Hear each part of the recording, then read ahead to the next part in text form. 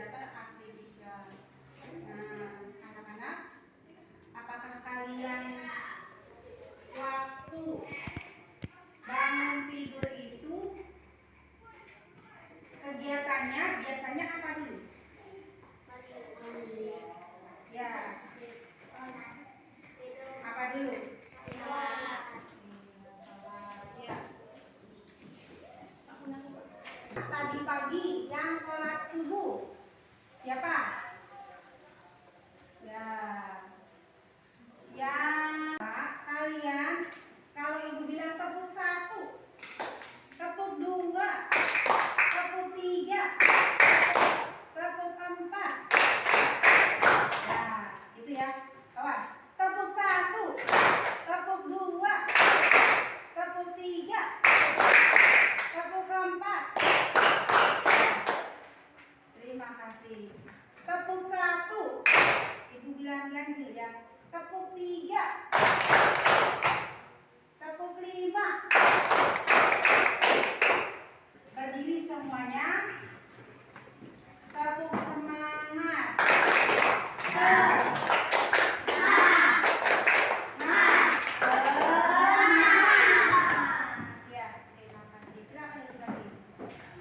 Berpikir komputasional sebagai dasar coding dan kecerdasan artifisial atau KAA. Ya, agar kalian memahami konsep dasar komputasional. Komputasional seperti apa saja dasar-dasarnya ini adalah dekomposisi, pola, abstraksi, algoritma. Nanti kita belajar di sini ya. Yang dari rumahnya datang ke sekolah tidak terlambat, ada tidak? Jam berapa datangnya? Ayo. Jam 7 sampai rumah, sampai sekolah. Ada lagi? Jam berapa Hana sampai sini? Nah, ada lagi? Jam berapa ada yang terlambat? Enggak. Pernah tidak kalian terlambat? Pernah. Kira-kira mengapa kalian bisa terlambat? Ketiduran bangun jam berapa kira-kira? Iya, jam 7. Kira-kira kalau kalian ingin tidak terlambat itu seperti apa sih? Bangunnya dari malam dulu. Tidurnya lebih awal. Terus apa lagi langkah-langkahnya supaya kalian tidak ini? Tidurnya lebih awal, Bu. Ada lagi? Bangunnya setelah tidur, bangun tidak? Bangun. Bangunnya pagi-pagi jam berapa kira-kira? Jam 5 langsung sholat ya. Terus setelah bangun apa lagi? Sholat, mandi, siap, persiapan ya. Jadwalnya malam apa pagi-pagi dibuatnya? Malam, ada yang malam, ada yang pagi. Setelah itu bagaimana? Makan, sarapan, kemudian berangkat sekolah. Nah ya, secara tidak langsung kalian juga sudah melakukan, mengaplikasikan, menerapkan, memakai tentang apa? Berpikir komputasional ya. Apa sih berpikir komputasional itu? Ya, berpikir komputasional merupakan kemampuan menyusun solusi masalah secara logis dan sistematis sehingga dapat diproses oleh manusia. Jadi berpikir komputasional itu suatu pemikiran yang logis, sistematis gitu. Untuk apa sih? Untuk apa coba? Memecahkan suatu masalah. Nah, berpikir komputasional juga itu sebenarnya sudah biasa dilakukan setiap hari gitu. Contoh, kalau ibu tuh kegiatannya apa di rumah? Memasak, menyapu, mencuci piring. Apa ibu mau tanya? Kalau kegiatan memasak, kira-kira apa langsung berat dimasak atau gimana?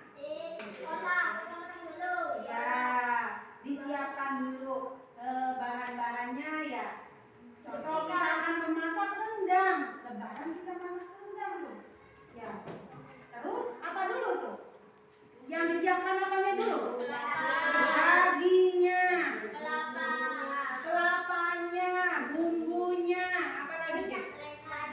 Wajan, alat-alatnya ya. Nah, setelah semua siapkan, kemudian bagaimana caranya? Bumbunya digunakan? Bumbunya diolah dulu, di blender dulu, diulek dulu ya. Terus kelapanya diparut, dagingnya dipotong-potong. Nah, kalau dagingnya 1 kilo, maka bumbunya juga harus disesuaikan. Garamnya juga harus disesuaikan. Ya, supaya jangan keasinan. Masaknya juga harus bagaimana ya? Harus sampai matang. Kalau tidak matang nanti bagaimana? Keras, tidak dapat dimakan. Ya, jadi cara memasaknya bagaimana? Setelah dipotong-potong, kemudian dagingnya bagaimana? Dicuci dulu tidak? Dicuci ya, terus dipisahkan. Bumbunya kemudian setelah yang diulek, bagaimana bumbunya? Dimasak, ditumis ya. Nah, kelapanya yang dilakukan ibu di rumah selain, oh iya, ada tidak yang suka mencuci piring, bantu orang tua?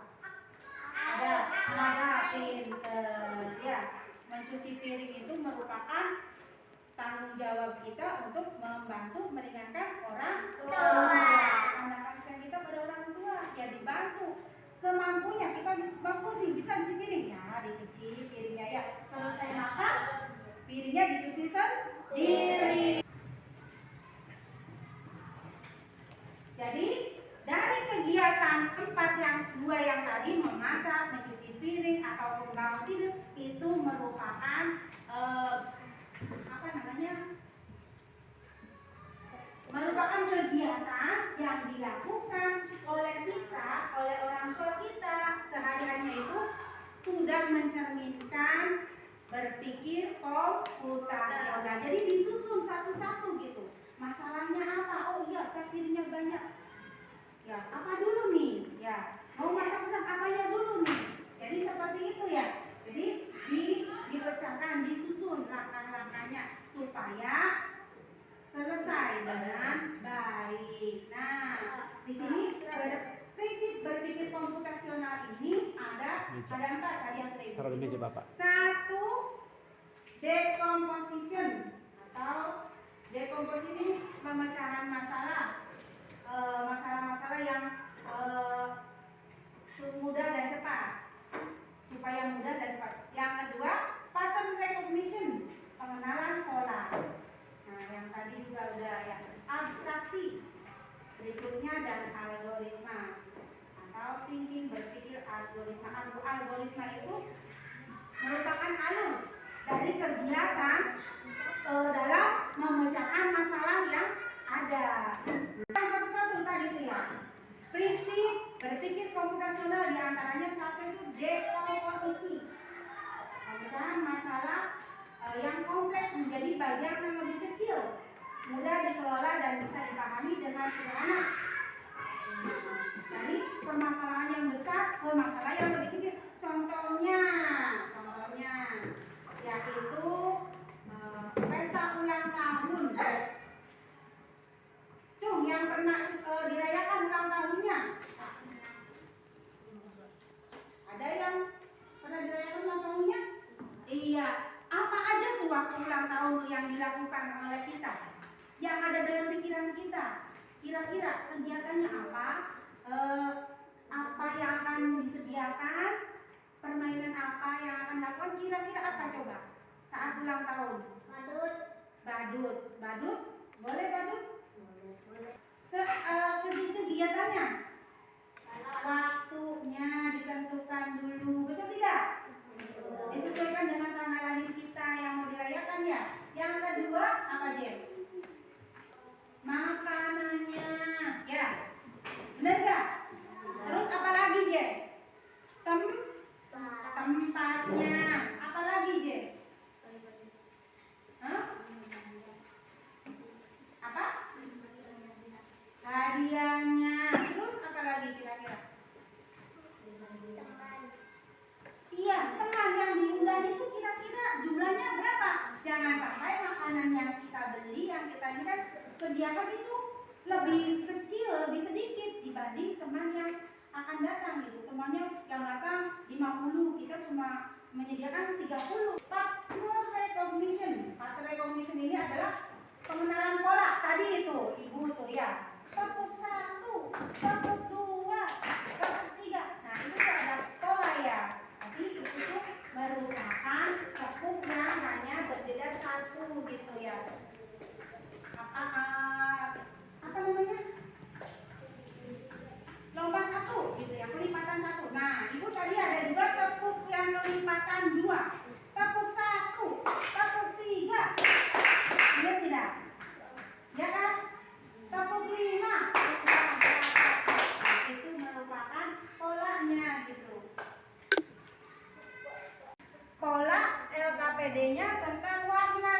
Yang merah ini adalah angka 1, yang kuning angka 2, yang 3 itu, yang hijau itu angka 3. Nah, jadi ibu minta kalian dengan kelompok masing-masing tolong lihat gambarnya, warnanya. Itu gambar yang nomor 1 itu warnanya apa?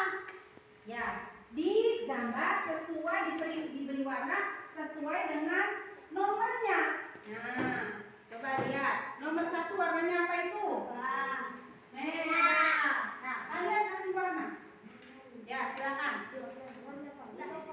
Nomor 2 warnanya apa? Kuning. Ya, silakan di nomor 2 diberi warna kuning. Ya, yang ini dikasih yang tidak ada nomornya itu dikasih yang tidak ada, yang hanya ada nomornya maksud ibu itu kasih nomor, yang hanya ada warna maksud ibu itu kasih nomornya ya. Sok silakan dikerjakan. Ayo, siapa yang cepat? Ya, diberi nomor. Yang warna ini sesuai dengan 2. Ini berarti akan 2. Di sini biru warnanya angka 4. Silakan.